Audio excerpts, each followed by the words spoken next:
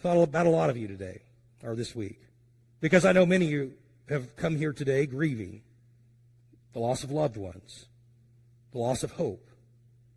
I know many of you are struggling through different things in your life where joy seems like a very distant memory. One so distant you often wonder if you'll ever experience it again.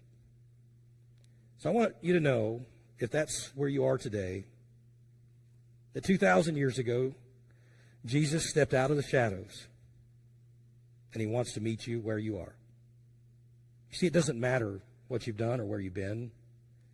The Son of God loved you enough that he laid his life down for you. There is no sin, there is no sorrow deep enough that he can't meet you. He stepped out of the shadows to meet you where you are. I know, too, some of you are living in a state of confusion. Life has dealt you a terrible hand.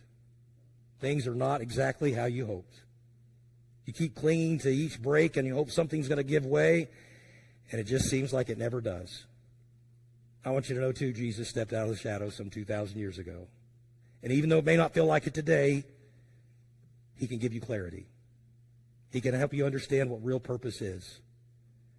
And I know some of you, most assuredly today, there are some of you today who know the truths that we've talked about specifically over the last couple of weeks. The truths of the prophecies that all point to Jesus being the Son of God. But you're still riddled with doubt, just like the disciples. You've heard the words of Christ. You've read the stories from Scripture, but they seem far-fetched. And I get that. It's not every day you see somebody come back from the grave.